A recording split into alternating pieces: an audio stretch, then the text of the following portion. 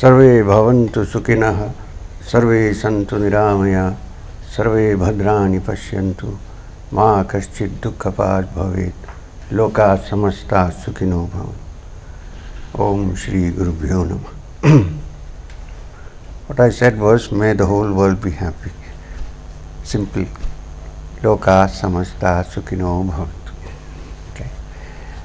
So, morning we had a nice satsang in your house. Yes. And now, since we are in a yoga center, Shaila runs an yoga center now. She calls it Yama Yoga. I don't know what it means. So, I'm going to talk on yoga because it's so popular today. In Hollywood, everybody is standing on their head. Yoga has become popular, but then yoga as a physical training has become popular. People, all those who want to create and maintain an hourglass figure do yoga nowadays. That's one part of yoga, right? But today we are going to look into the meaning of yoga, what yoga means, apart from the physical exercises, which are part of yoga.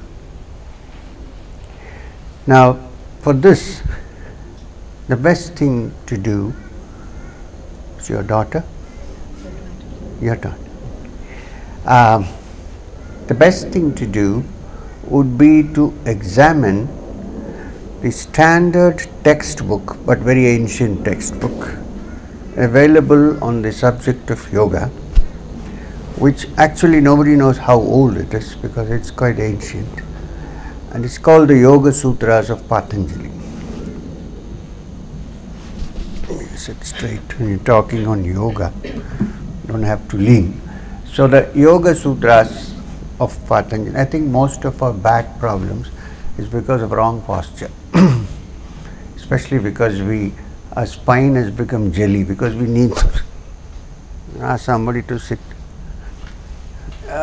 If you can sit straight, half the problem is solved. Anyway, so the Yoga Sutras of Patanjali are also known as the Ashtanga Yoga Sutras. When you say Ashtanga Yoga Sutras, Ashta in Sanskrit means 8, and Anga means parts or branches. So Ashtanga is 8 parts Yoga Sutras. Now the thing is, yoga, you understand at least the word meaning of it.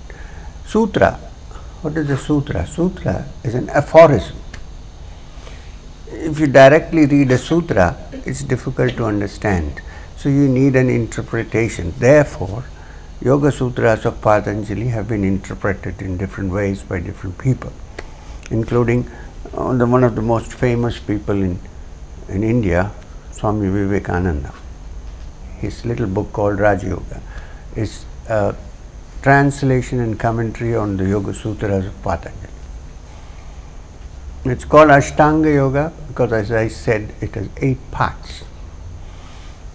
Once, many years ago, I went to Wisconsin and I was asked to talk to an Ashtanga Yoga circle. So I went in, and there were young people, most of them, Americans. Yeah.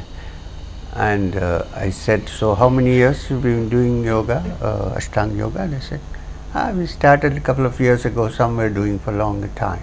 So I said, this is a technical question, but you don't have to answer it. But do you know who's the founder of Ashtanga Yoga? And after a little bit of hesitation, 2 of them put up their hands. I said, yes. I thought, oh, they probably read Patanjali. They said, V.K.S. Iyengar. Now, V.K.S. Iyengar was, of course, a wonderful exponent of Ashtanga Yoga in the West, especially in the West. However, the founder of Ashtanga Yoga was Patanjali. So what we are trying to do now is to look at the Angas, the 8 parts and whether they apply to us in our normal lives, or are they just for some people who sit in the cave and meditate in the forest, or is it useful to us? Is there any sense in studying yoga apart from the physical exercise, which we know is good for health and so on and so forth? So now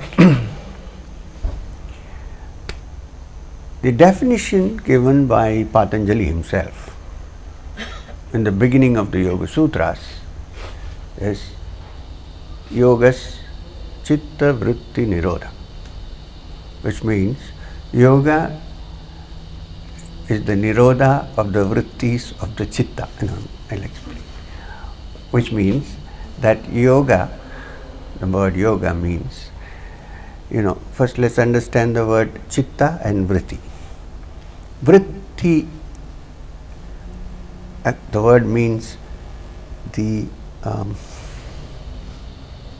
waves or the modifications or thought movements of thought, mostly distractions, that happen in the chitta. Chitta meaning the mind.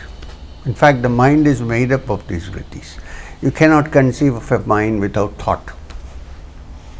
We can't think of a mind without thought. So the very word mind means vrittis, which meaning the movement of thought, the vibrations of thought, the waves of thought. You may call it what you want, but it's the movement.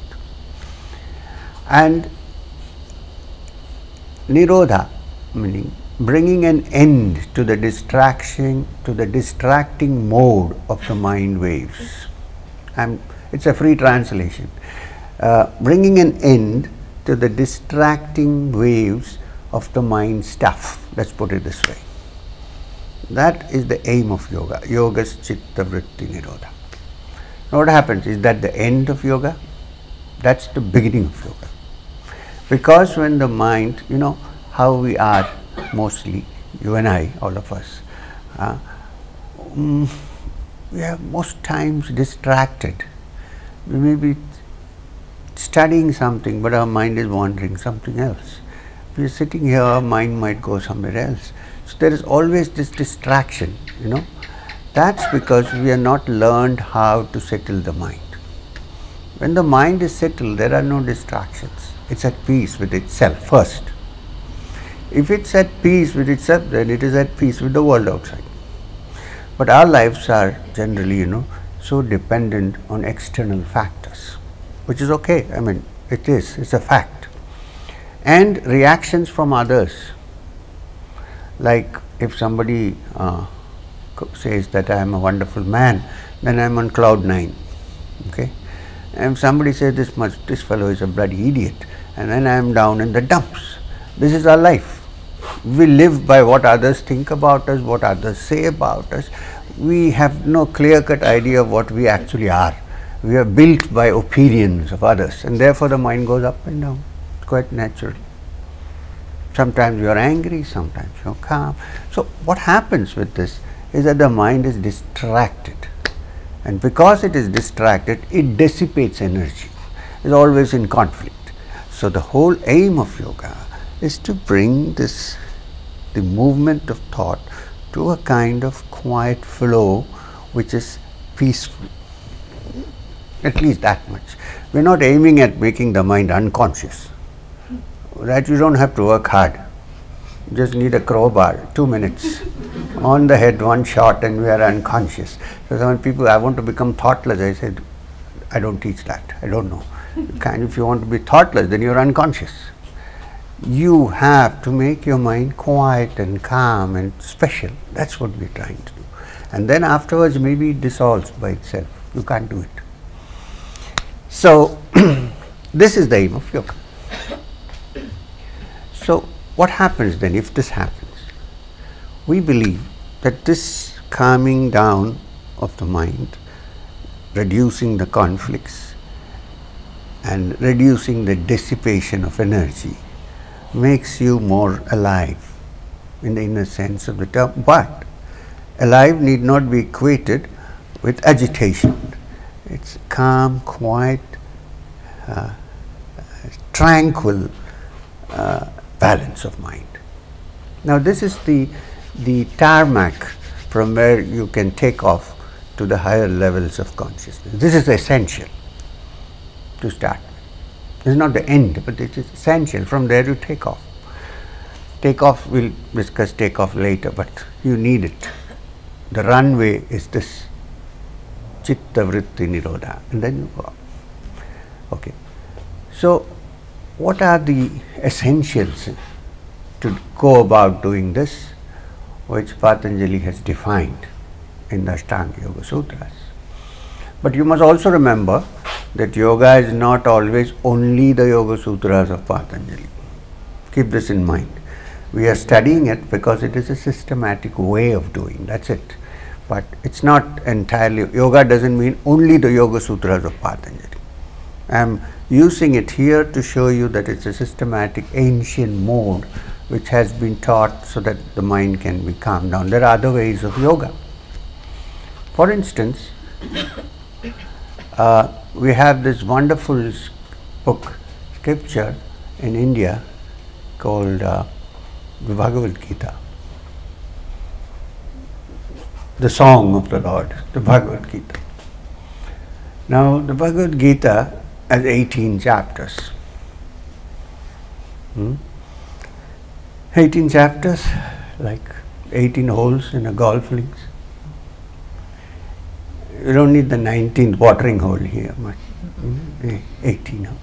So this 18 chapters also are called yoga. Each chapter is called a yoga.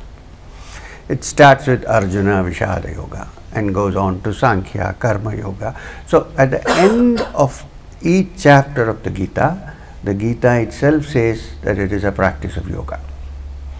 So therefore yoga means any attempt to make your mind quiet and move to something beyond your ordinary limitations can be called yoga. So there is Bhakti Marga, Bhakti Yoga, Jnana Yoga, Karma Yoga. These are all different expressions used for different modes of moving to that point depending on the person. A person is very devotional. It's futile to go and tell him, sit down every day and breathe in and out. I mean, he say, what for? I have.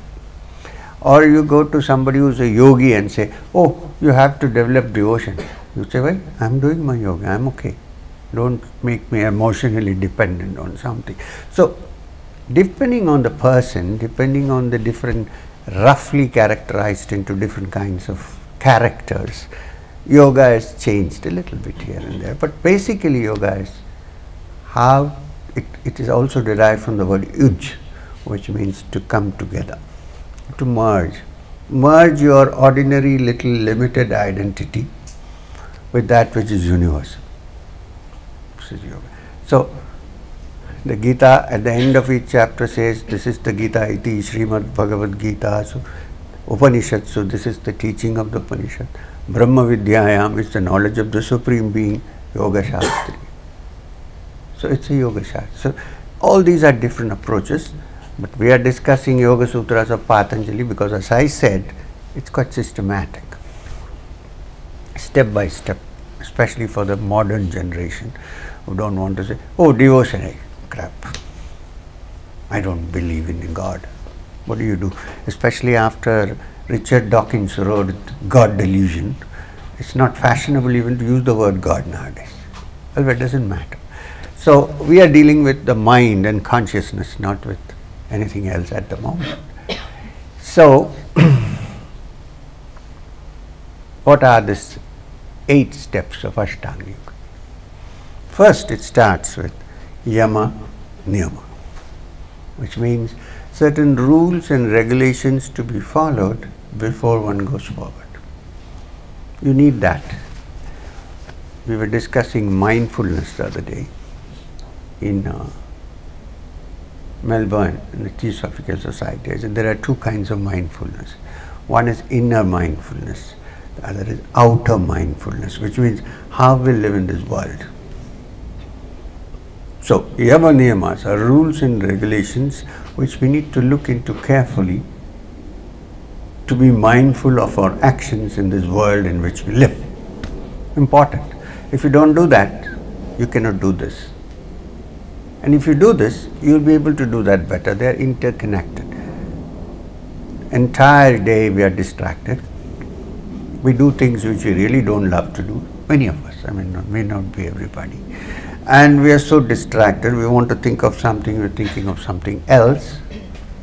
And then we hope to sit down in the evening for 1 hour and remain completely one-pointed. It's not possible.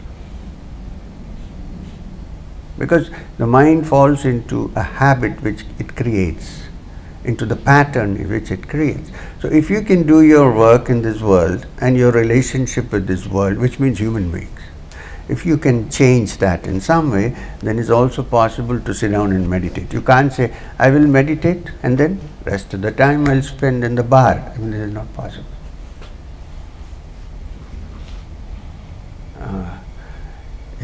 Sometimes people are so dependent. What can you do? I went to a marriage in India once, and they were not serving liquor. Nowadays it's become a fashion in India also.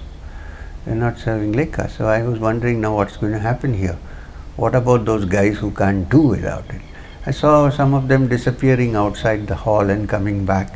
And every time they came back, they had a bigger smile on their face, like ear to ear. And I was thinking, what's going on? So I went outside, and they had a car which had a boot open, and there were bottles and glasses and everything. So it's a bar in the car. In Hindi it's called karo bar. Office. So you need to change your lifestyle a bit before you go and sit and meditate. It is not possible to sit and meditate. You need to. Okay. So the Yama and Niyama are rules and regulations. Believe me, if you really know how to drink the inner spirit, you don't need the one in the bottle. Gives much more ecstasy. One needs to tune into that. All human beings need some diversion. I can understand. What happens in alcohol? The central nervous system is paralyzed, so you feel nice. But we are saying it can be calmed down. You don't have to paralyze it. There are ways and means of doing it. And then you enjoy. Everybody needs enjoyment. No question. So we are offering some other kind of. Can I tell you a small story? You must have heard of Swami Vivekananda. I think many people have heard of him. He was a great yogi who I think was the first man who came to the West and preached the teachings of Vedanta and yoga. But few people know about his guru, who was a simple, unlettered village priest in a temple called Ramakrishna Paramahamsa. It was from him that Vivekananda got everything that he had, though he was an educated man. And the story I'm telling you because we were talking about intoxication. So, Ramakrishna was always intoxicated, not with alcohol, something else inside.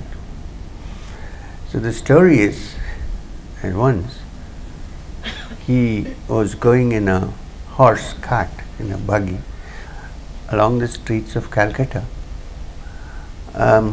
When he saw on the footpath, on the pavement, there was a guy who was fully drunk, and weaving his way across, So he said, stop.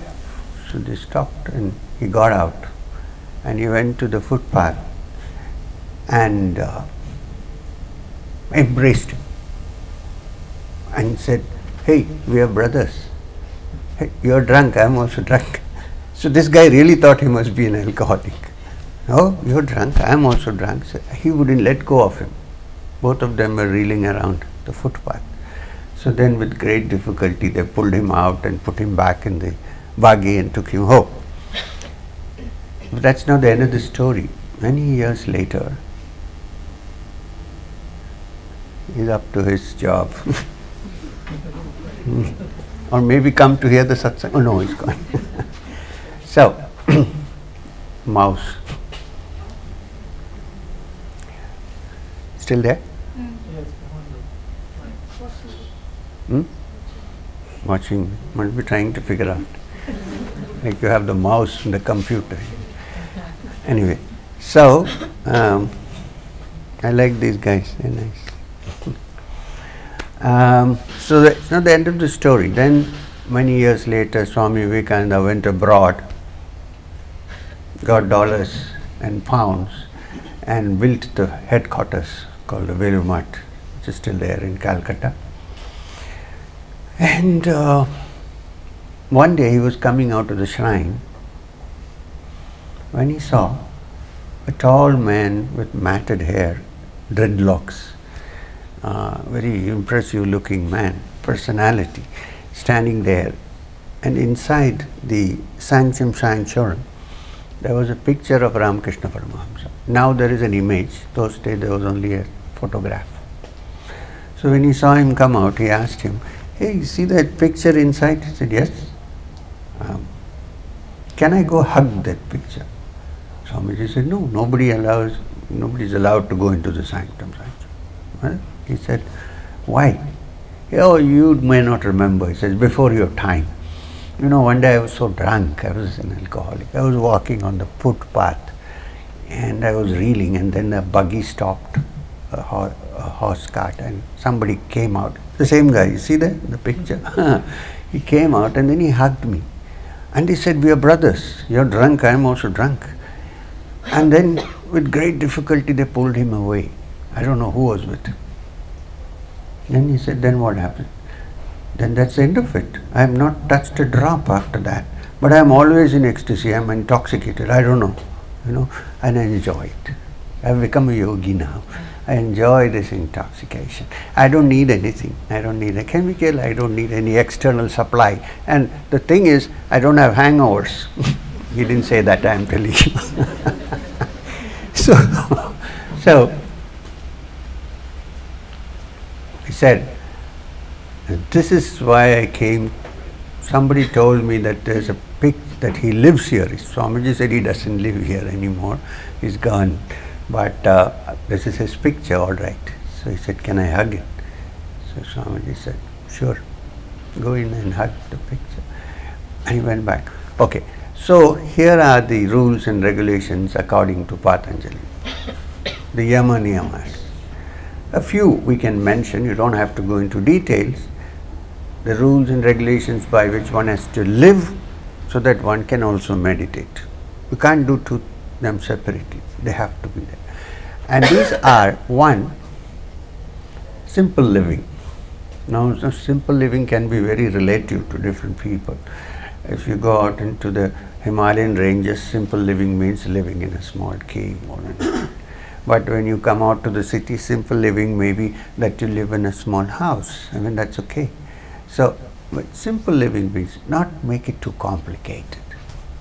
If it becomes too complicated, your mind cannot settle down. Even when you sit to meditate, you are wondering if somebody is going to break through the back door. Keep it as simple as you can. It's very relative. Don't copy somebody else. Don't say, "I'm a yogi," and then strip yourself and walk around with a cowpea when you're in a city. Adjust. It's very important. So, simple living. Second is ahimsa. Now, this is a very important word, non-violence. Ahimsa. Ahimsa, it means the attitude of not wanting to hurt others, not just physical. There are some people who are never happy. At least once a day they make somebody unhappy. I mean, there are beings, I'm telling you. So, can we live saying, "Let me make people as happy as I can. At least, I don't want to give money to somebody, but let me not frown. At least I can smile," right? So, non-violence is the attitude of not wanting to hurt others, not wanting to, sometimes hurting somebody's mind is worse than giving a slap, physical slap. A slap doesn't last long, but this lasts. Especially if a person thinks he's very intelligent or she, and you say, "No, you're an idiot." I mean, it's terrible. you can't sleep the whole day because I thought I was great, and somebody says you're not. So this is our life. Now, to live in such a way that you don't cause injury to others as much as you can. Don't take it to extremes, but as much as you can to start with. So simple living, not causing injury. Then there are a couple of things which nowadays are very difficult to practice, which is non-acceptance of gifts. Now this whole world revolves around gifts. You buy things, you get free gifts. You meet somebody, you give a gift. Now the idea is not that you're not supposed to receive a gift, it's simply that then your relationship becomes dependent on the gift, especially for a yogi. Suppose let's say, I'm not, but suppose I'm a guru. Suppose. I don't want that terrible thing on my head, but suppose I'm. And then somebody comes to me and says, we have come to see you, and carries a packet. Okay? They go and I open it, it's full of dollars, suppose. Now what happens? Next time I see that person, I expect another packet. Because we are human beings, right? Or, the other day I went to we had a talk in the United States, in the Bay Area, and the organizers asked, so the first row, how much do you charge?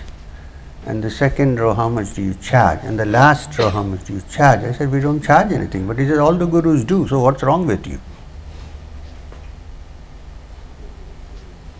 So, then you expect. And then if somebody comes without it, you don't give any attention. You want to please the other guy because he is the one who is helping you to build the ashram. This is the reason why it was said, don't accept gifts. Not that you can't live in this world without it. I mean, somewhere people are happy, they give you a flower, don't throw it. I don't accept. This is not the way to do it. There are ways and means to live on this earth, gently. Then there is this wonderful thing called brahmacharya, which has been mentioned. Now, brahmacharya should not be mistaken for complete celibacy or something like that.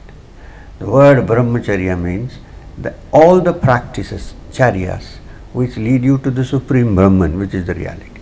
This is the meaning of Brahman. Of course, the human being utilizes the maximum energy in the sexual act. Right, I agree with that.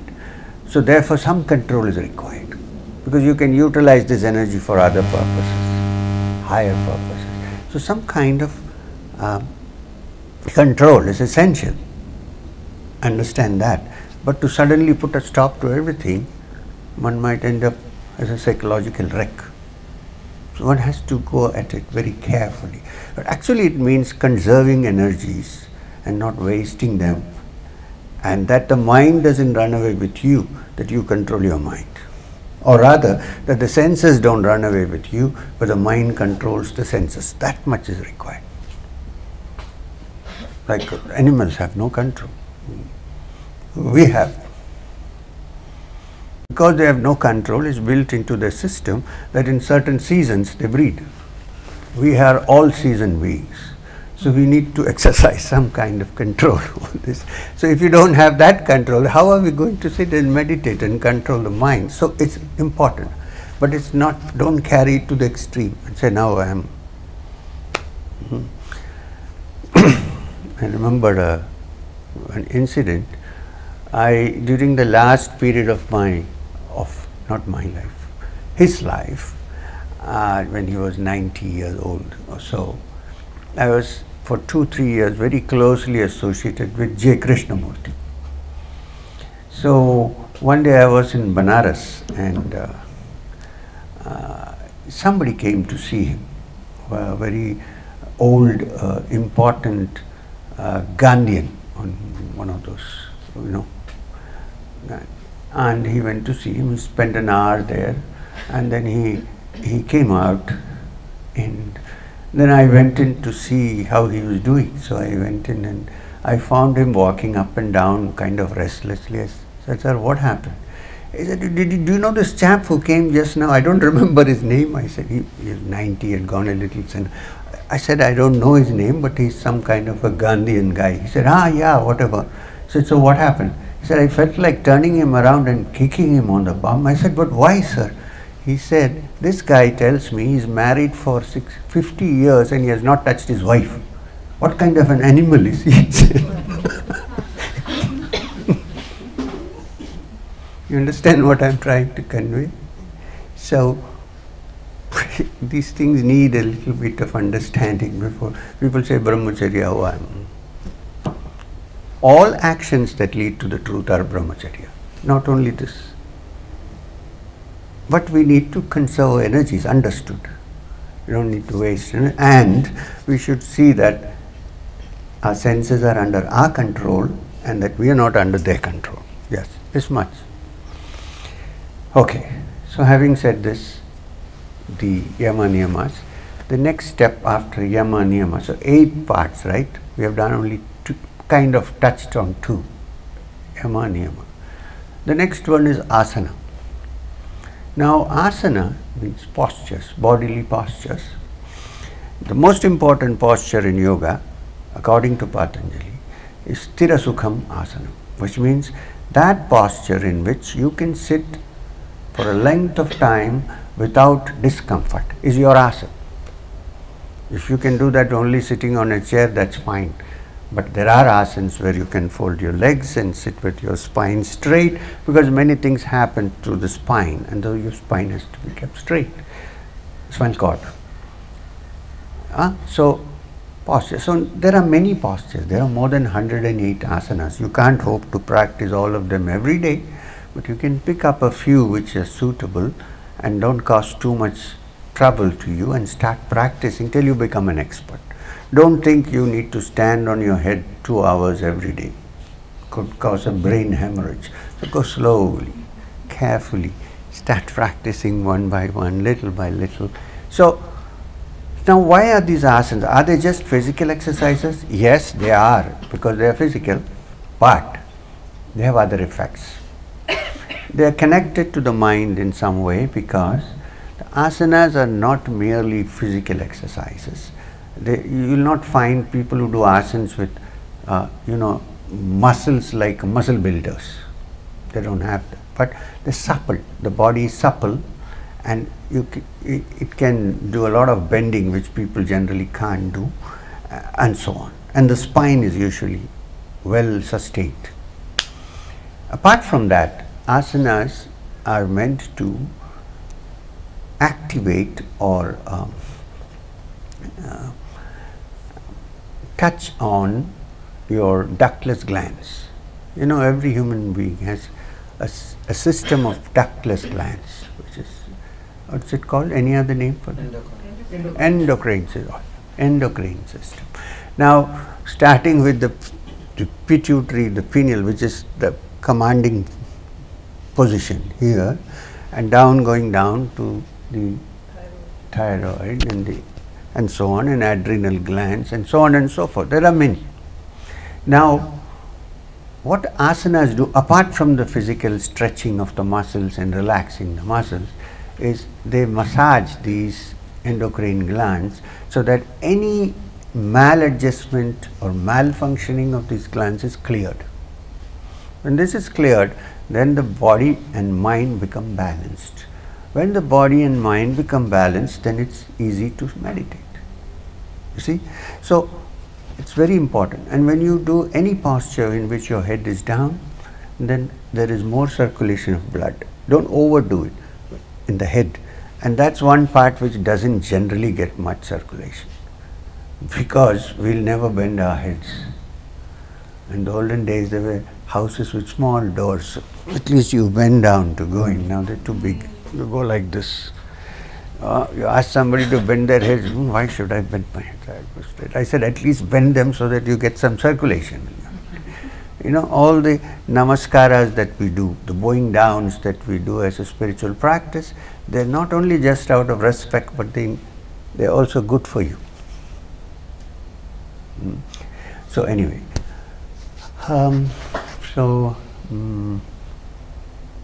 yeah.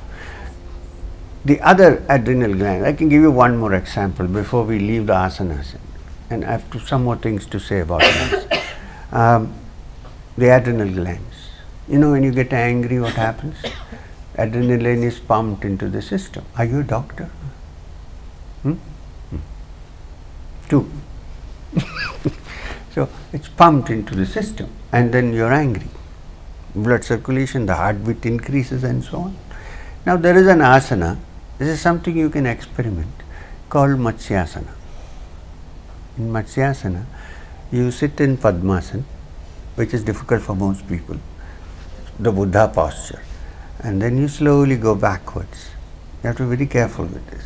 You go backwards and then touch your head to the ground and hold the feet with your hands and lie. It is called Matsyasana. I don't want to demonstrate here. Matsyasana. Now, if you constantly do Matsyasana, I can bet, because it massages the muscles of the adrenal glands. And by constant practice, believe me, you can bring, if you are an angry person, you can bring your anger under control. But first you must understand that there is no point in getting angry. Theoretically, you need to understand that. There is no point. In fact, you go crazy for a while and you can't even think, and you do actions which you regret later. There was a great, in Karnataka, in India, there is a particular system called the Lingayats, and the founder was a great saint called Basaveshwara. He has written those small, little, beautiful vachanas, words of wisdom. One of them I really love is, he says, when you get angry, you're doing nothing to the other guy, you're setting fire to your own house. Your heartbeat increases, your lifespan decreases. Nothing happens to the other guy, you're destroying yourself. So, you understand what I'm trying to say. So, adrenal glands are beautifully massaged with Matsyasana. So, you'll very soon find in a month or two that you have some kind of, well, if you're from birth an angry person, it may reduce 50%, but at least that much. Okay. Then, the other important thing about asanas is, the body gets energy and also relaxes if you tense your muscles. You tense your muscles, and then when you let go and relax, then the energy rushes in. So in the asanas, you will find that there is always a tensing of muscles and then letting go. It may be this way or that way. You may be going backwards, you may be getting forward, but it's always that you tighten and then you do shavasana, when the entire body is relaxed. Then all the energy flows in. And you can't relax until you tense. If your mind is not agitated, you will not realize what peace is. Both sides of the same. So, if you say, I'm always peaceful, you have to check yourself. Maybe you're lethargic. So, a peaceful mind is an active mind also. It's not sleeping all the time. So this is some of the effects of asanas. So you can choose your own little few asanas with the help of somebody who knows and practice them daily. Then the next step, so we've done Yama Niyamas, is the Pranayam in the Yoga Sutras. Pranayam is not necessarily to do with your breath, it is to do with prana, energy, which is linked closely to your breath. So, from the point of view of meditation, the calmer and quieter your breath, the easier it's to go into meditation. Now the rishis, who are scientists in this particular field, watched themselves carefully and said that when your mind is agitated, your breath is agitated. When your mind is calm, your breath is calm. What happens when you're angry or agitated? You breathe hard and you feel like punching him on the nose. You know how it is. Heartbeat is increased. However, if you're listening to music that you love, beautiful music or chants, or suppose you love painting and you're painting, what happens? Your breathing everything is quiet, right?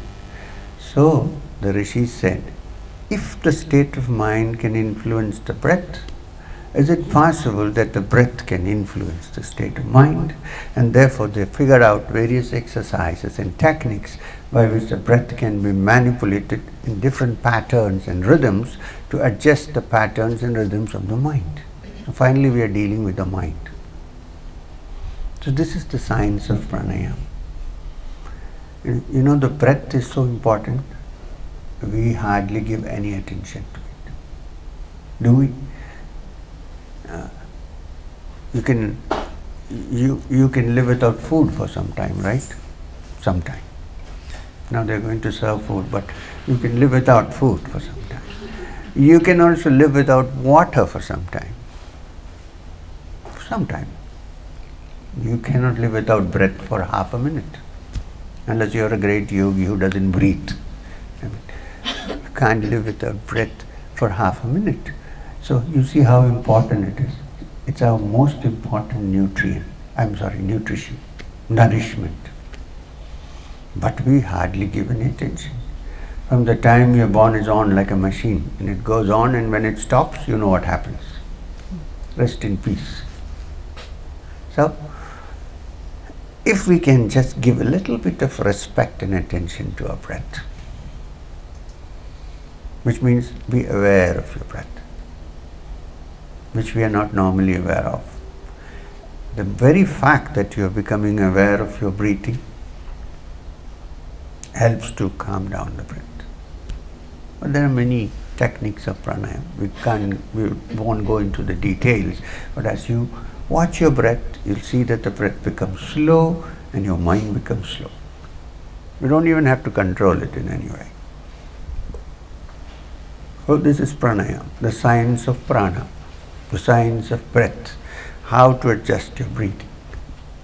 And then after that comes something called Pratyahara. No, Pratyahara is the capacity that the yogi has. Yogi meaning anybody who is practicing yoga. It could be you and me. Don't have to think of a matted haired yogi. Yeah. The capacity that the yogi has to switch on and switch off at any given time. It's usually translated in English as withdrawal of the senses, but I think it means, for my understanding, it means not only withdrawing from something, but also being able to do something, changing your mind from one to another without any conflict.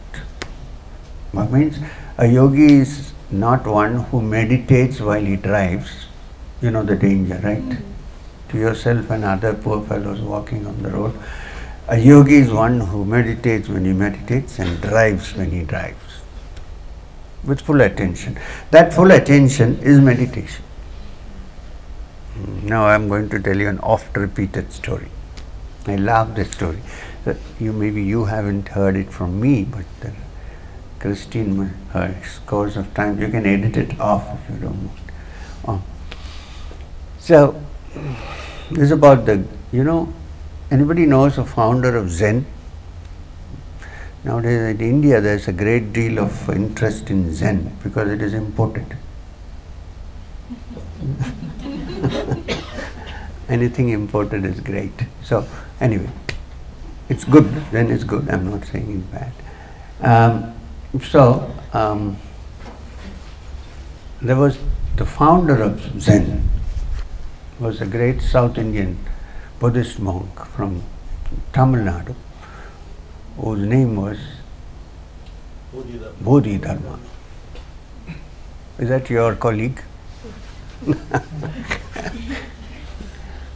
Now, Bodhidharma was the one who took this particular brand of Buddhism into China, first into China. So he was also trained in the art of self-defense. So he was also the father of unarmed combat, which later on became karate. Actually the word karate means empty hand. Karate. Anyway, so Bodhidharma when he was in China, he introduced a particular brand of Buddhism which laid more stress on meditation than reading and chanting and other things. So he called it Dhyana Buddhism. Dhyana. So when it went to China, Dhyan became Chan, natural shift in the language. And when Chan went to Japan, it became Zen. It's the same thing.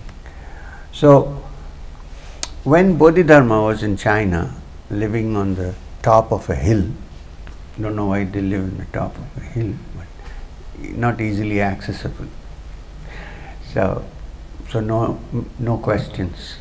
So when he was living on the top of the hill, two young men went looking for him. So they searched far and wide. In those days, the great teachers didn't have banners. You couldn't find them on Google. There were no PRs working, PROs working, nothing. They just lived silently.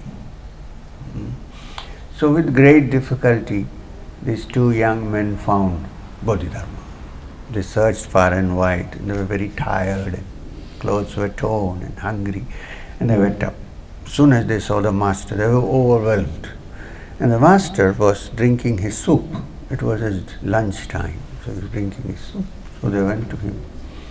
They bowed low and said, "Sir, please teach us Zen. Teach us how to attain Satori." Satori is like Nirvana in Buddhism, Kaivalya in this Yoga Sutras and so on. And Bodhidharma said, "I'm drinking my soup." I said, "What is this now? We're asking him such a serious question. And he says he's drinking, we can see it, he's drinking his soup, so what's the big deal?" So they waited. They asked him again, same answer. Third time they asked, he called somebody and said, "Give them their soup." So they ended up with two bowls, drinking their soup, and suddenly it occurred to them, what a silly thing to do. We came here looking for Zen and Satori, and here we are sipping soup. So they again asked, "Put down the bowls." And they said, "Zen." He said, "I'm drinking my soup." So they got very irritated. They said, "We are also drinking our soup." First time they replied. So the master turned to them and said, "Sorry." By the time he had finished his soup, "Sorry, you are not drinking your soup. You are drinking of soup and thinking of Zen. And I am drinking my soup, I'm drinking my soup, I'm drinking my soup, this is Zen." You know what it means? So this is Pratyahara. The capacity of the yogi to sit and do what he is doing with complete attention, away from other things, withdraw. He knows where to turn the switch off and where to turn the switch on. Trained. So, this switching off and switching on is Pratyahara. Now I might be talking to you. After 10 minutes I am switched off. I am doing something else. I am not thinking of any of you. So, Pratyahara. Then after that, among the 8 Angas, the 8 branches of Ashtanga Yoga, comes Dharana, Dhyana and Samadhi. Now Dharana is, once one has acquired through Pratyahara the capacity to fix your attention on one thing, one idea, one ideal, even one sound, to the exclusion of all others, without being distracted. This is Dharana. Not easy, but Patanjali says it comes through practice. So, the capacity to fix your mind, or the practice by which you can fix your mind on either one object or one ideal or even one sound or one image, it depends. There are various ways it can be done. And exclusion of everything else is called Dharana. Now when Dharana continues without distraction for a length of time, almost without effort, through practice. Then it becomes Dhyana. And the result, it culminates in Samadhi. So what is Samadhi? Samadhi is when the person who is meditating is so absorbed in the meditation that there is no distinction between the meditator and the thing meditated upon. It all becomes one meditation. When there is absolutely no distraction, it is still and quiet, when the only thing is that, there is nothing else. Even I forget that I am there. This is Samadhi. Now there are different forms of Samadhi. It starts from, because the mind has different layers. As slowly you begin to explore the inner layers till you come to the essence or source of thought, which is the spark of the all-pervading Supreme Being, which is in all of us. Till we understand that, we need to carry on. This is yoga, Ashtanga Yoga, branched yoga. Now, this can also be applied in daily life. If you can do whatever you're doing, but then you need to like what you're doing. Very often what happens is we do things which we don't like, then it's bread and butter. But when you do things you really like to do, even though the bread and butter may be a little less, but the inner satisfaction is more, and if you learn how to fix your attention on that, and then you're already practicing yoga, one-pointed attention. Believe me, everything improves. Your mind becomes clearer. What you apply your mind to usually works well. And if it fails, you're not bothered. You move forward to the next. This, I thought, should be today's subject, because Shaila is now is the guru, Yoga here. There's a studio where she practices and teaches, I think. So, that's it. Thank you. I don't want to ramble on and on, spoil your evenings, but I think it's sufficient for the day. There's something called the New Testament. Matthew, sufficient unto the day is the evil thereof.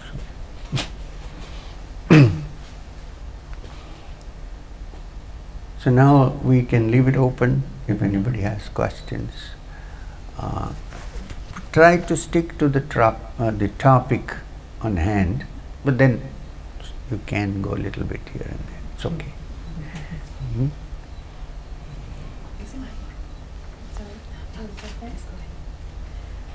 Do you need a microphone? No. No, I think. Okay. I have a. Did you send the picture to Rani? I did. Oh, okay. Thank you. I haven't heard back from her. She's probably sleeping. Okay. Okay, so it is a little off topic, but it has to do with your Walk of Hope. Walk of Hope. Okay. That I followed with a lot of interest. But I did wonder what the outcome of that was. Was there a sense of having reached people in a way that they hadn't been reached before? Okay. And did it make a change in people and the communities that you went through? For those who don't know what she's talking about exercise we did called the Walk of Hope in India. We, meaning not only me, but many people, hundreds of people, sometimes thousands, walked from the southern end of India, which is Kanyakumari, where three oceans meet, the Indian Ocean, the Arabian Sea and the Bay of Bengal. We started from there and walked for 7,500 kilometers walk. Might sound crazy, but we did. And reached Kashmir, which is in the north, Srinagar. And it took us, I think, 1 year and 4 months. And there are some people here who had joined us for the walk here and there. I think she was there throughout. In between she went to the United States, I think. But Dr. Sunil was with us, his wife walked with us for some time. There are many people who did little bit here and there. But whatever it is, we walked and we walked and we walked. And she's asking, did it have any effect? And what's the use of this walk? Well, we, I think, did manage to sow some seeds of harmony. Because, you know, India is a unique country in the sense that it has over 30 languages, 25 languages, and as many dialects maybe, dialects. And yet, somehow we stick together. With, you know, if you have one language, it's far easier to stick together. We have, and there are so many religions and so many cultures, but if generally, I mean, there may be exceptions, but we say, oh, we are all Indians. So, I felt that this was kind of falling apart in some ways. So I just wanted to remind them, not bring anything new, but remind them that this is our tradition. This is where we started from. Let's not forget this. So I talked every day. I used to stop at every junction. People would gather. I would talk to them. In Hindi, of course, because, and in the South in other languages. And I think we have to a great extent sowed the seeds of peace and sharing things with each other. But then when you sow a seed, it doesn't sprout in a day. Especially among the young. We went to colleges and schools. I think that's most important, you know, because they are the future. The future is in their hands, in the young. So we went there and we talked to them. Good terms. I refused to speak anything to do with religion or, you know, kind of just humanity. And then, so we have, I think, planted the seeds, and depending on the climate and how it's looked after, we're also trying ways to sustain it in some way. From the groups which we made on our walk, local areas. It will take time for it to. Also, there may be forces which may not allow it, but still it's possible that it might sprout. I have hope. It was called the Walk of Hope. I still have hope. But more than that, it was a great learning experience for us. We learned many things which we could not have learned if we just whizzed past in a car or a jet plane. Walking to every little village, we met people. Sometimes we went to small villages. There were altogether 200 people in the village. Sat under that peepal tree or something. They gave us tea with great difficulty. They made tea for us. We sat down and talked to the mukhyas, the village heads. This was what we learned. That really speaking, nobody wants to create problems. Everybody wants to be at peace and live together. I also include the politicians in it. But the thing, the corollary to this is, after this walk, people started looking at me as a man who walks. You know, when we were small, we used to have comic books. Phantom was called the ghost who walks. So the man who walks. So after that, I have walked in several parts of the world. And there's been very good response. Now when you go to other parts of the world, you hardly have a few Indians, but there are others. So, which means it has an appeal to other people also. I'm not saying that we should all think alike, but I think we should allow others to think as they want, but not create problems for others. This is my idea. So after this I had we do some short walks in India now, in some cities, which are a follow-up. Apart from that, I went to Berlin and we had a full day walk in Berlin. I'm saying all this because you asked me, what do you think about what's happening? So in Berlin, a whole day we walked through the city, mostly Berliners. And then we went to Hague, the International Court of Justice. That walk ended at the International Court of Justice, and we had about 2,000 people walking, of which many of them were young students from the international schools. After that, I went to Birmingham last year, to UK, and we had a full day of walk in Birmingham, which was organized by the Sikh community, because there are many gurudwaras in Birmingham, you know. They all came forward and said, we're looking for somebody like this, let's walk. So we had this beautiful walk, even though it was cloudy and cold as it happens in the UK, but we had a wonderful walk. Then, so I think these units will all at some point come together, because there is a common link. And then where did I walk? Well, I walked at home. I'm going to UK again in June, and the mayor of London wants a walk inside London. So something is happening, something good. I'm 68 now, so I'll walk as long as I can. And maybe then the youngsters will take over the rest and do something. It's good to walk anyway. I tell people, even if you don't believe in the idea, come walk, is good for you. So that's where it stands right now. That's wonderful. Thank you very much. And thank you for walking. Thank you. The ghost who walks. Your experiences with the Shivji, like he came to and all, do you now also get visits from the deities? No, now I have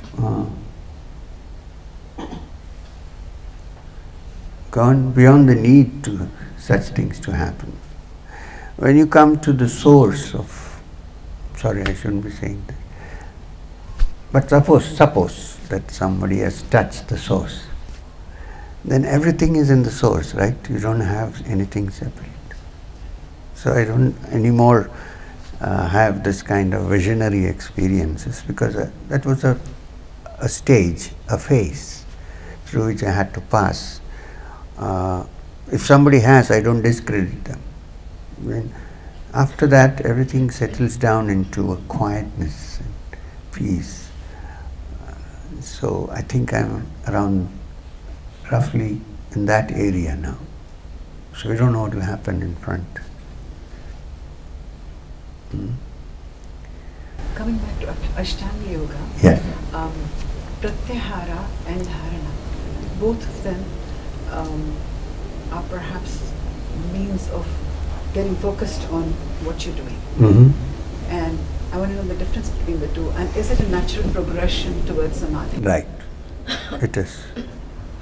Simple, to put in a simple sentence, yes, it is a natural progression towards Samadhi. Pratyahara is required when you need effort to go into Dharana. Once you have become an expert in Pratyahara, then your Dharana becomes almost effortless. And when it increases and remains for a length of time without any distraction, then you are in Dhyana. And Dhyana naturally culminates into Samadhi. Not into, in. And please, these are not things meant for any specific, special people. You and I can do it. See, I'm sitting here, I deliberately wore a shirt and came today. Because I said, people will think maybe we need to wear a kurta to be a yogi. I was wearing one in the morning, then it struck me, let's wear a shirt and go down and see. Of course, I got many compliments, nice blue shirt and so on. But you know what I mean. The job that has been given to me by my teacher, Babaji, is that live, normally, at least pretend to live like normal. Let you have a normal facade. Okay? And then people would begin to understand that this is possible for everybody. Look, I am like you. Because I have a ponytail, but there's a small baby, not here. That's because I like my hairstyle like this. Nothing to do. So, here we are.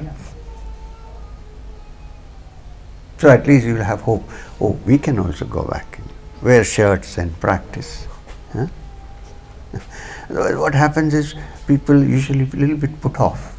I think only for this guy we can't do this.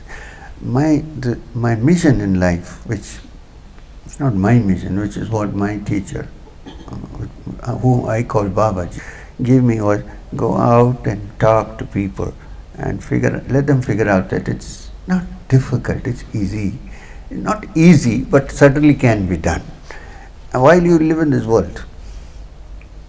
And he also said to me once, I said, what if people are not interested and they don't come? He said, if they don't come, you go ring their doorbells. I mean,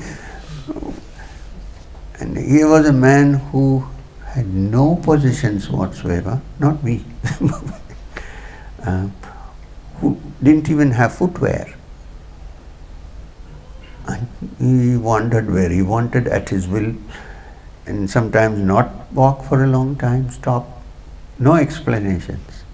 Having lived with such a person, much of the learning that has got into my head, whatever I know, is not through sitting down and by-hearting. And people ask me, did you study Sanskrit? I said, no. Then how do you know Sanskrit? I don't know, but I know. What I'm trying to say is that the human mind has infinite capacities, which we don't know how to tap. Right? So, sometimes the whole Upanishad would be understood by sitting with Babaji on the banks of the Ganga and just talking to him for an hour. It may be something else. But if you start with that, in the end you know what he's talking about.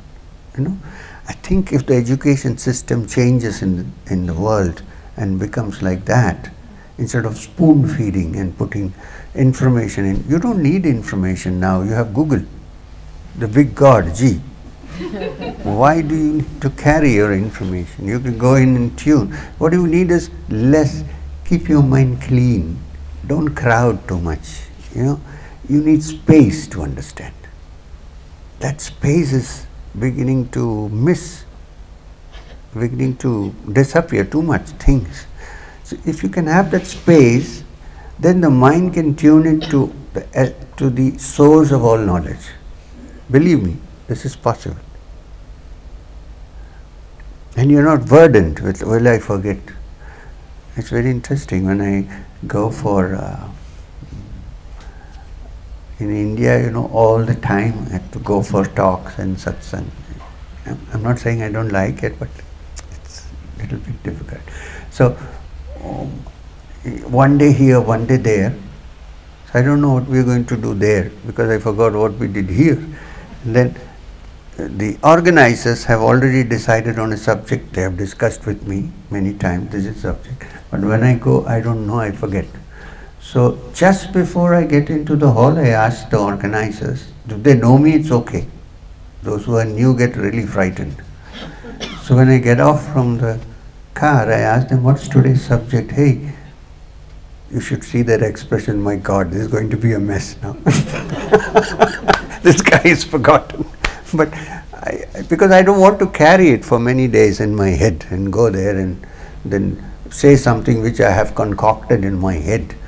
When you keep your mind clean as a slate, you know, then I don't know, from somewhere it comes and you do it. No, you shouldn't forget your medical knowledge, of course. There will be patients you have to treat.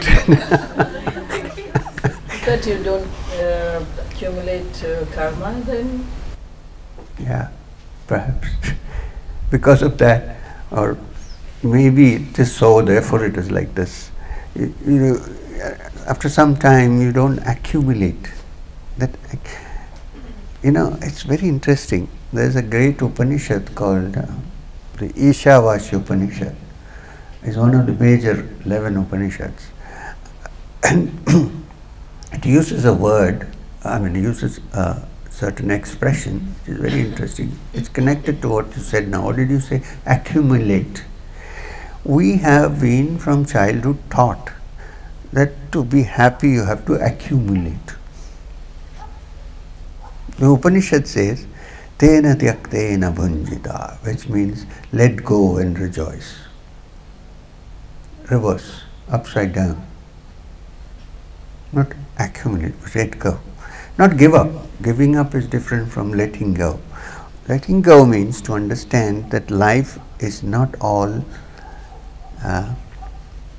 like designed to go in. You should allow it to flow free like the river, like the spring that flows. You don't try to put unnecessary artificial barricades to it inside.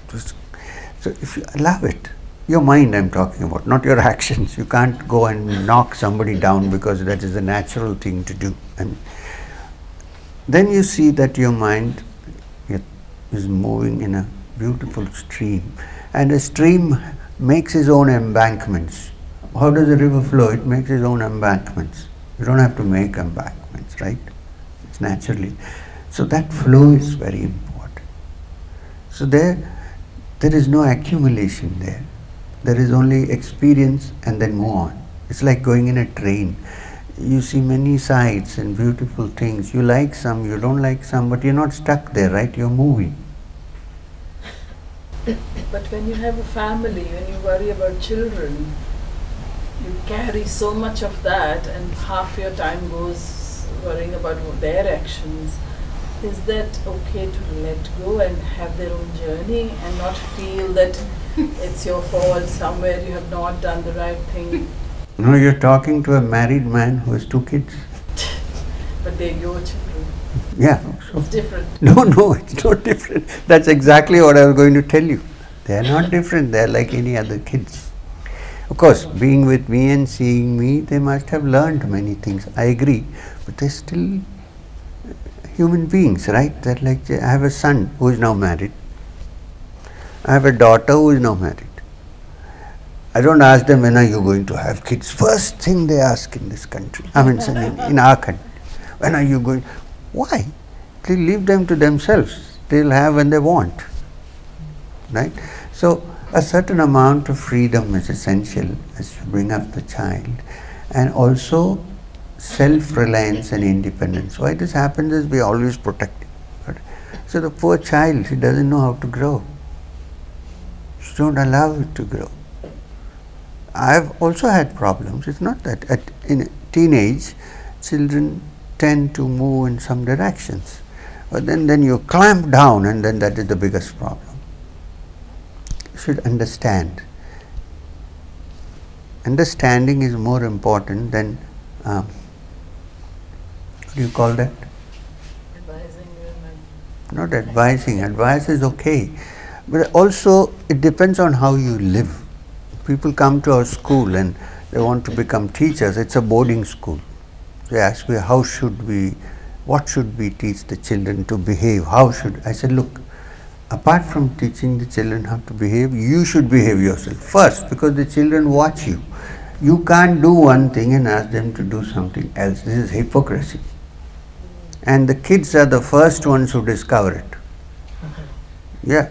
You say, oh, you shouldn't do bad to others, and you're doing something bad. They see it very easily. I'm not saying everybody does that, I'm just saying. So, from childhood, it's a good idea to treat them as friends, not as somebody who doesn't know. They know. In fact, some children know much better than us. If we can keep that open. People come to me, we are married, we're just going to get married. What's your advice? Tell them, luckily I'm not a monk, so I can give you some advice. It's such a terrible thing to go to an unmarried monk and ask him advice, how to lead a married life. I mean, can they help you? So, I said, start like this. Please start with the understanding that you probably don't know better than the other person. And that sometimes you may be wrong. It's so hard to say I'm wrong, So hard. If I can start this whole relationship saying, oh, I might be wrong sometimes, then the other person realizes that I may be wrong too. If I'm always right, it's bound to end up in trouble. And there should be a give and take. and a compromise. Otherwise, marriage, I think all marriages are compromises. There is no such marriage which is 100% perfect. They are all compromises. So we need to have that. And if you live that life with our husband, then the children who grow up with us, they learn what we are doing. And then it's too late then afterwards to do something. I don't think anything is too late, but I have 2 children, I'm quite responsible. I was. Now I think they're grown up, they should look after themselves. So it's natural. Do they come to your life from some karma, from previous lifetime? Let's not even look into that. Let's think of what actually is, instead of speculating on whether they have come because of some karma. Let's say that they are kids. How do we look after them? What's our relationship with them? How do we relate? I mean, this is important. Doesn't matter which karma they have come from. Some children are so difficult and some are so easy. No, all children are not easy. Because, I'll tell you why, because also there is the generation gap. You may be thinking according to a certain generation, the child is in the next generation. So there may be differences in thinking. Now you can't shut the child up in a room and say, no, you're not. No, you need to allow. Yeah, there should be some kind of a connection, of course, but it's complicated, but it's not impossible, is what I would say. And I can say that because I have 2 kids and they're now grown up, so they also passed through teenage. I passed through teenage. At the age of 19, I found that I couldn't fit into the system. I ran away. So I know how the other child feels. I ran away to the Himalayas. 3 years, please don't run away if there's any young people here. My mother thought I had died. I came back, of course, but so I know how it feels when you suddenly realize nobody understands what I'm trying to say. Either you need to learn or you need to get out. I mean, so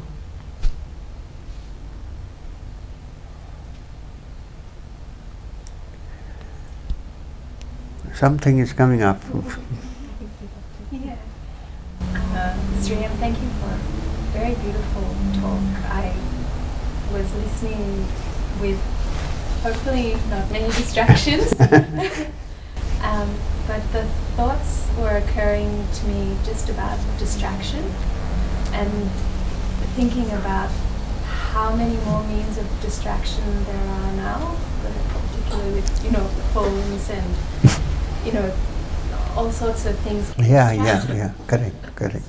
The modern civilization, cell phones, no cell phones. Cell phones, computers, internet, right? Yeah. So Facebook, oh my God, I don't have Facebook. So, I wonder also, sometimes you can be distracted and not even be aware that you're distracted. Absolutely. So, the awareness that you are distracted might be a step. The beginning.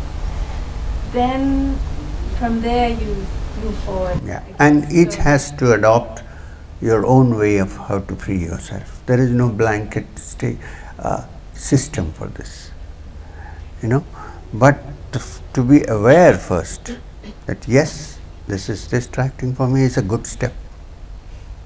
Is a beginning of understanding. First step. Very often we end up trying to fix the modus operandi before finding out exactly where we stand. Then it ends up in confusion. So first to be aware. Awareness is so important. Inner awareness, outer awareness, mindfulness, let's say. To be mindful of, then you realize if this is distracting, then I should cut down on that.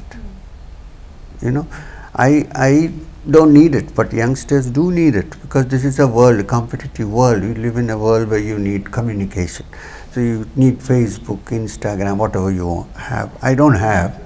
But then I'm old, I don't need it anymore. But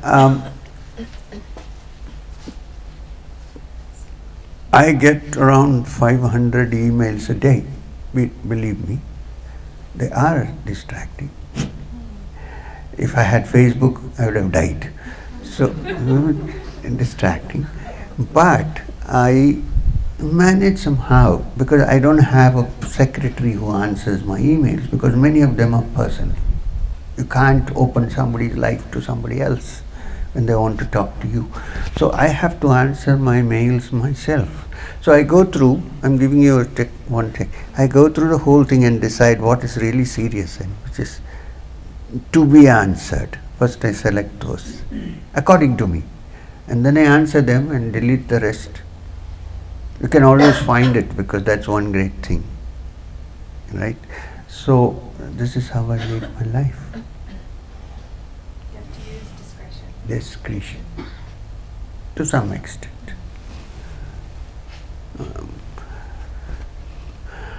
So, yes, sir. I read your book. This is nothing to do with yoga, but what was your experience and feeling when you met Shirdi Baba? No, this is something very private for me. Okay. And it's very private for me. And for me, it was in some way a great experience, but it was also a little bit frightening for me, because I was very young. I was 21, 21, and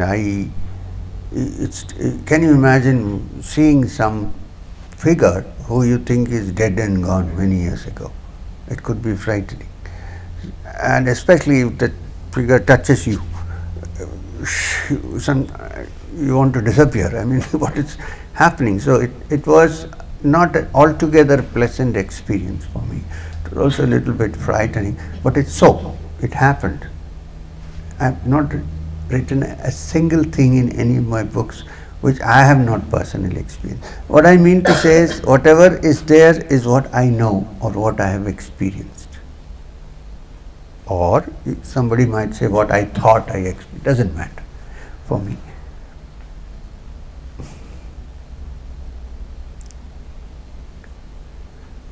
And so after that, I began to believe that this particular being has not gone anywhere. Very much there.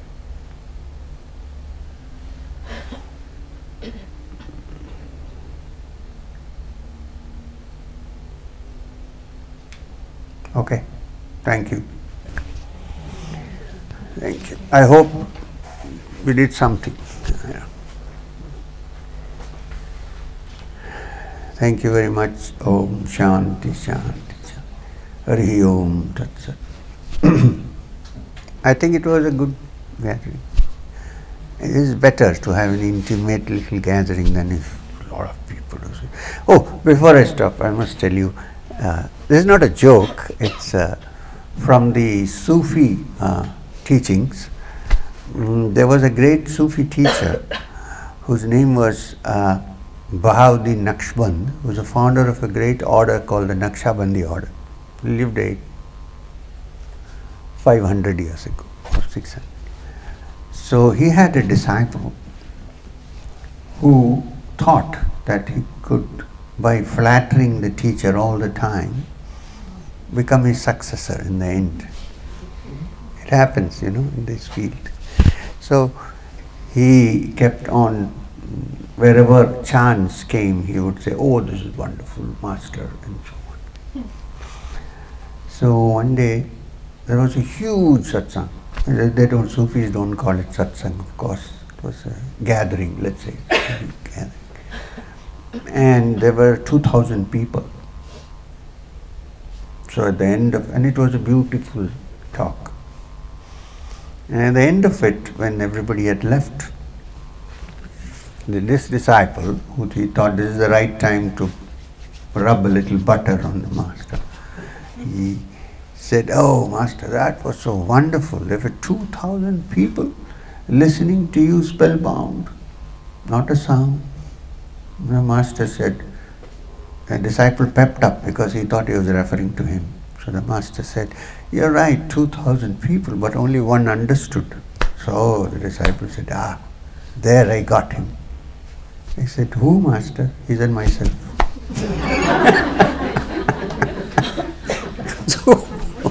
So there may be 2,000 people, but sometimes only you understand what you are saying.